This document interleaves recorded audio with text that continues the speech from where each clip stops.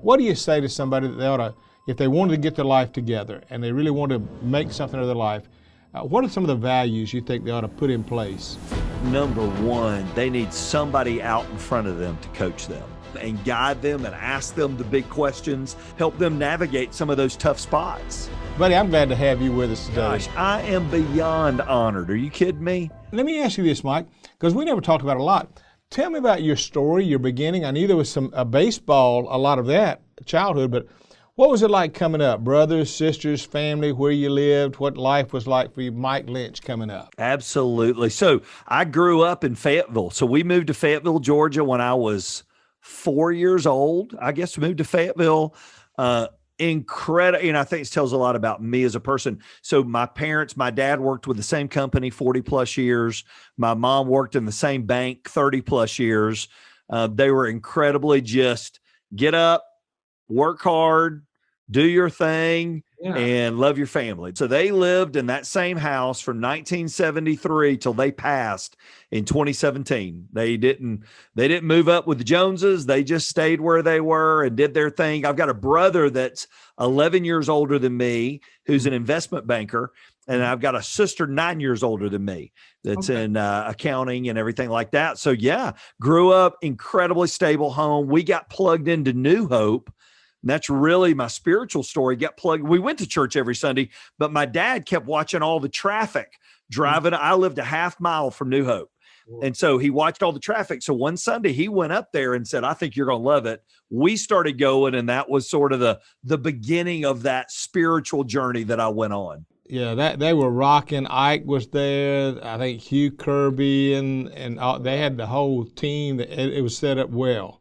I had my physical home there on Hickory Road, and New Hope on New Hope Road, a half mile away, became my spiritual home. And you walked in, and every kid growing up at New Hope thought being on staff would be the coolest thing in the world, because Ike and Rodney and Hugh and the whole crew, they just made it look like the most fun thing in the world. So I had a great vision of and really a great picture of what it could be like one day. And they laid out a great model and made you want more. You want more. Yeah, now you were playing baseball too at one point. Started playing at 8, and I found out I was okay, and ended up going into high school and made varsity as a freshman, and ended up going to Liberty University up in Virginia, playing for Bobby Richardson. And I remember Coach Richardson calling my house. I didn't know who he was. My dad answered and said, yeah, we're gonna go check this out. And the Lord knew exactly where I needed to be. Wow. And he had been connected with the New York Yankees at one time, right? That's exactly right. He was a Yankee from 58 to 66. Well, you're getting to learn from a giant. Unbelievable. And what had happened was Ike was speaking there, took an article in the AJC and left it on Coach Richardson's desk when he was up there about me. And I get a call from that article. They had one spot. It was the spring of my senior year. I was committing somewhere else. And they called, and it was all from Ike. You and I had the same mentor in one area, that was with Ike. And I know we could spend the day talking about the good. I was thinking about the other day, the number of wonderful people I've met because of him. And you're one of them. But he was really a close, direct mentor for you for a long time. Ike has that ability to see the best in people. And he looks past all the flaws and the hang-ups, and he sees what you could be. And I look back at so many strategic places in my life, of course, as a teenager growing up under him, but even going out in ministry, those calls back to him and going down to Fayetteville to go ride with him somewhere. And he would always ask me, are you being stretched? You still stretching yourself? Or don't get lazy on me. And he was just that. He was that guy out in front of you that I don't think ever saw bad in me. He always saw the good and called it out. And he was just such a vital role in my life. Well, I remember you weren't there, didn't know it, but he would talk about young guys coming up with potential. He and I would go places to speak. We'd go up to South Carolina or North Carolina, and your name always came up. I mean, you were always, even when I didn't know you for years before I met you, Ike would be saying, now you gotta know about this guy named Mike Linch. Let me tell you about Mike. And I will say this probably to to the detriment of some of the others. But of all the guys he brought the names, you appeared to be his favorite, because he brought you up a lot. And I used to think, man, I got to meet this Mike Bench guy. And I wasn't disappointed when I met you. Well, you're too kind. Well, we all know we end up where we end up because somebody helped us get there. And I sure as heck wouldn't be where I am today if Ike hadn't seen those things in me. That's for sure. Now, did you always have a competitive side too? Was there something you like? As nice as you are, you just got to win. And I think inside of every athlete, no matter if they're a pastor or that's why church softball, I just stay away from all that stuff. It's better that's part of my life I need to leave behind. But yeah, I've got that fire that I want to win. I want to be the best. I want to win. And I still hope I help coach high school baseball and it'll rear its ugly head. And sometimes the ump will come over and go, I go to Northstar. I'm like, well, I understand that, but I need to help you out a little bit on this matter that we're talking about right now. And it's just, I think there's a burn probably to my detriment sometimes inside of me. But that's who you are. I had the privilege, I spoke at that Georgia coaches dugout club a couple of years ago with David Smart. And you were there and a number of other people, and you were well known by everybody. They all know you, all these coaches from everywhere. And the same thing, you get around all those guys and there's that competitive side that you can tell we'll be friends in this room, but if we're on a field, it's a different. That's exactly how it works. Exactly how it works. Yeah. I loved it. Now let me ask you this. What would you say to a young person who's probably where we have all been at one time, 18, 19 years of age, trying to figure out their career and their life? And, some of them can waste their time. Some can invest it. Some can, just kind of go with the crowd, and some can mark out an intentional plan. What do you say to somebody that they ought to, if they wanted to get their life together and they really want to make something of their life, what are some of the values you think they ought to put in place? I think number one, they need somebody out in front of them to coach them. Mm-hmm. I don't think I would have figured it out without some valuable mentors a step or two ahead of me. I think that would be number one. Number two, I think finding that why, that bigger why that they were created for, because you and I, we've talked about this before. I have so much respect for coaches and business leaders who are living it. I certainly don't think our calling is the end calling. I think that call, I was asking Richard Blackaby this question, and he nailed me with it. I said, so did your dad, Henry Blackaby, the great Experiencing God writer, did he always design for his kids? Because they're all in ministry. I said, did he design it that way? He said, all my dad told me was, Richard, follow Jesus. And whatever that takes you to do is exactly where you're supposed to be. Right. And I think when we find that why, if we've got a great coach and we can figure out our why, the what sort of takes care of itself, because we're all good at different things. We have different passions and abilities. Yeah. But I think the missing piece for so many is that person out in front of them to coach them and guide them and ask them the big questions, ask them the tough questions that help them navigate some of those tough spots. Yeah, I could see that. Yeah, because I know in my own life, I was like probably a lot of people, I was aimless. And until somebody came along and said, here's where you go and what you do, it just didn't connect the dots. Now, let me ask you this. How about besides Ike and all that, are there other mentors in your life you've had or books you've read that influenced you? People that you say, this person taught me this or gave me an insight right here that changed my life? I was hearing a guy talk the other day. This is a project I'm working on. So this gentleman was talking about going to Cooperstown. He wrote a book called Your Legacy. Mm-hmm. And he said, I went to Cooperstown, New York. I was about to buy a baseball signed by Johnny Bench, my childhood hero, hundreds of dollars. I'm thinking, what's my wife going to get mad? What's the limit that I'll get in trouble for? Right. Then he said, I thought, Johnny Bench doesn't know me. Johnny Bench is big a fan as I am of him. He doesn't know my name. I'm sure he's a great guy. Right. He said, what I need to do, and so he bought a bat, put his name on the bat, and he's taken that bat to 15 people that have been that hero personally in his life. Right. And boy, that's a project I'm going to work on beginning this summer. And I think definitely Ike's on that list. Hugh Kirby is on that lease. Hugh was my youth pastor beginning in 1984, still at New Hope, still a rock, still my go-to. He's my phone call, unwavering. He's Mr. Dependable. Right. Doug Couch, that was with Georgia Baptist for years and years, was super wow. Doug was a lot like Ike. And then you have those far off mentors. You were one of those. I followed your ministry. I've listened to so many of your tapes and your Bill Purvis leadership that you would put out on CDs, and I'd get those and I'd listen to them. John Maxwell, with the old Enjoy Life clubs. I've still got the cassettes under my desk, and the Gospel According to Claude. I'll never forget that. I mean, going to my first church, I had to figure out who Claude was. That's right.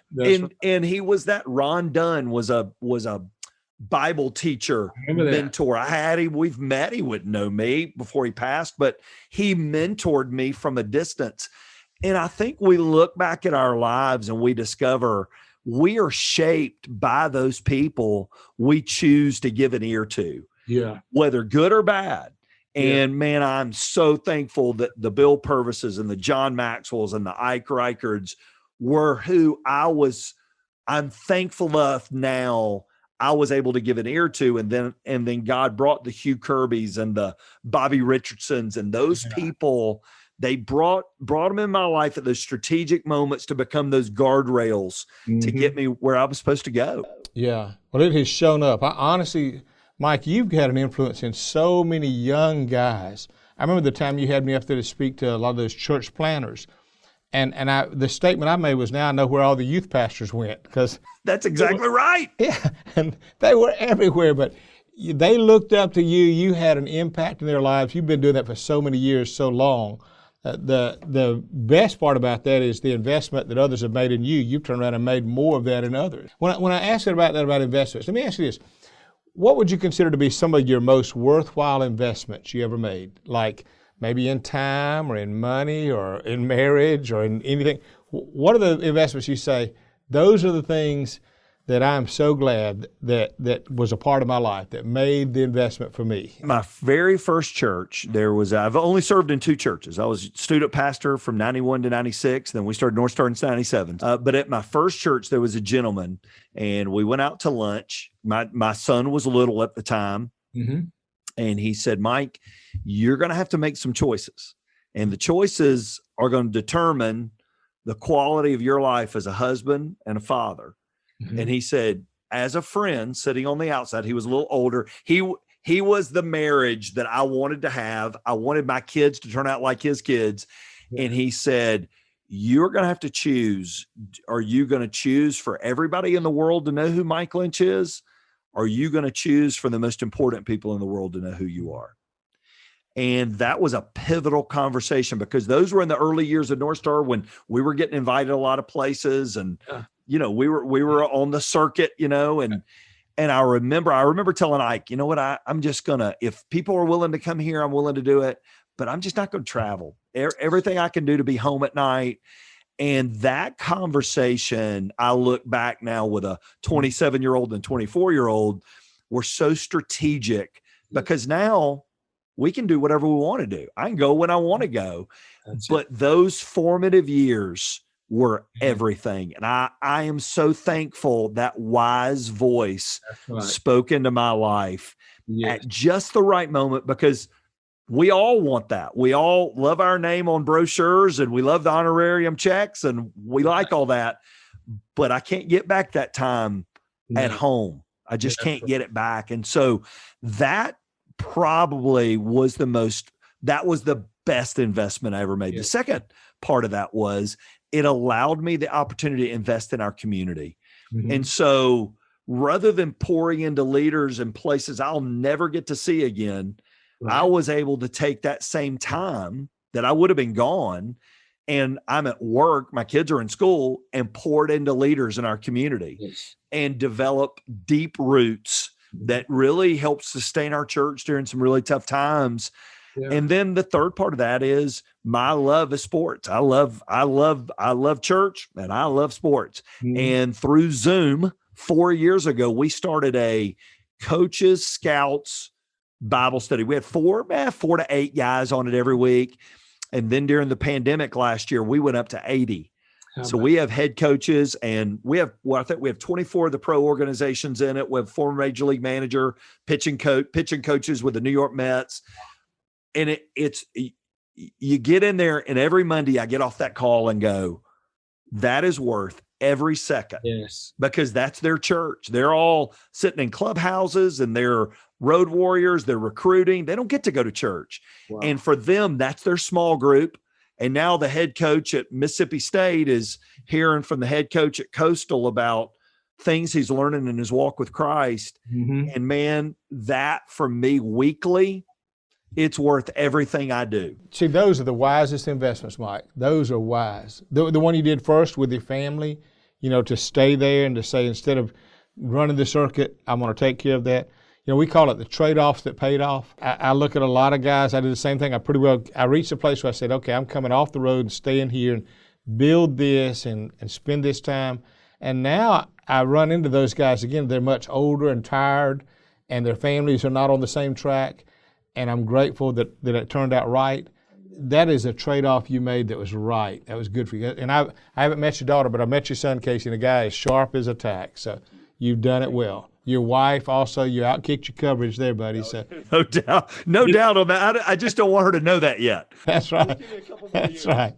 Well, and I think that's right. That's just great advice, though. Just the whole wisdom along the line, and then what you're doing with leaders. That's right. You're very smart. Well, that's one of the things, Mike, I'd guess that a lot of young leaders, they think, there's always a need, so I got to be meeting it, got to be at it all the time, and they don't know when to cut it off, and they always think I'll catch up and spend the time with the family or other things. And what you've done is done it right, because you get to spare your health, and God gives you the time to get the other, but you don't lose your family in the process. That's right. And you enjoy, I'm sure you went through the same thing in Columbus. Guys will go, I can't believe you have time to do that. And you're like, yeah. I'm home. Yeah, I have time to do it. I'm glad to go take a bunch of coaches out to lunch or host a Bible study at my house. I'd much rather be doing that than traveling somewhere. Yeah. And they're the people you see all the time. And so I am so thankful that, looking back in the rearview mirror now, that investment is paying dividends. Yes. Compound interest dividends now. And I am so thankful for it. That is fabulous. Now, let me ask you this, because I mentioned about your podcast, which I encourage everybody to go to it, listen to it. I promise you, yours is endless. But give us the addresses for your podcast or your social media events, all that, so folks can pick that up. Yes. So the podcast is called Linch, Linch, Linch with a Leader. We began it in the fall of 2017. So it's sort of crazy. We set a goal as a church to help at our 20th anniversary in 2017. So that was January. We set a goal to help 10,000 people take their next step towards Christ. Not all of them are going to come to know Christ, but we want to plant the seed. And boy, I began to feel that burden, though. That needs to be your goal. Yeah. That needs to be your goal. And so I didn't tell anybody. That was in January. February, my dad passed away unexpectedly, took a fall and had an aneurysm, fell, broke his neck. So that was February. I was at the ball field, went down there. April, my mom says, I don't feel well. We're taking her honey because I think she's got allergies. She's eaten up with cancer, and she's gone by Memorial Day. No. And so in a span of 3 months, it was like our world changed. Yeah. And my parents, like I said, they were married 59 years. They'd have been married 60 years that year. Wow. And so we went to the beach, and I'm sitting there at 3:00 in the morning. We left the funeral actually and drove to the beach, and that whole 10,000 people. And I thought, how am I going to do that? I don't want to tell anybody, because how am I going to do that? I live in Acworth. I don't know that many people and podcasts. And so I sat down at 3:00 in the morning and emailed 5 people and said, I'm thinking about a podcast. If you're willing to do it, I'd love to have you on. And that's how it started. And they all said, I'd love to come on. And that began that journey of podcasts. And it's been, you and I were talking about what, yes, it's like sitting down over lunch, getting to meet the most incredible people and just sticking a microphone in the middle of the table. So it's wonderful. And so Linch with a Leader, and it's on every podcast platform. And then I'm at Mike Linch on Twitter, Instagram, Facebook. And And we do something very similar, modeled after your BP leadership for leaders. We do a thing called Lunch with a Leader, and we do it once a month in our community for business leaders and school leaders and civic and government and all that stuff. So those are all housed on our church website on YouTube. So it's fun. Oh, I hope folks will connect with you, because honestly, and you got a ministry up there. The church, Northstar, actually, Ike Riker began that church, didn't he? Exactly right. And then he called you as the first staff member? That's right. And then when he left, you took over and have done fantastic. Nobody ever voted on it. They never, they're just stuck. They didn't know what to do, and so they just let me keep going. I thought that was a great situation. I mean, you the two of y'all there and the impact you've made. Now, let me ask you this. Final question, Mike, and that'd be this. Tell me about your faith, what that means to you, what that's done for you, how that's guided you. I would say that faith is that centering piece of my life. You know, I am, we talked about being driven and all those kind of things, and that faith gives life purpose. I can imagine, I think you and I are wired a lot alike together in the sense of, I think we would chase something. But I don't know if that whatever I chased would have any value to it. But faith gives it value, and knowing that what you're doing matters years and eternity past you. Not only is our faith affected and our eternity is affected, that we have the ability, because of our faith, to affect someone else's eternity. And it just gives you a reason to get up every morning. And so it's that centering piece of my life that, thank you, Jesus, that I came to know him at 14. And for all these years, you just try to get up and every day walk towards him a little bit better than you did yesterday. And pray that you're heading in the right direction. Wow. And you've sure done it, Mike. You really have. And especially even in that area as well. Kennesaw State College is up there, which is growing. And a lot of those, I recommend every time I hear another student going there, I got a church for you. And I tell them about you because I know they'll be in good hands. And so, Mike Linch, I sure love you, buddy. Well, I love you too, fella. And I appreciate all you've done for me that you didn't even know. Well, you've done it for me as well, I promise you. And look forward to getting together again soon. But thanks for being my guest today. Thank you for having me. All right, buddy. Take care. All right.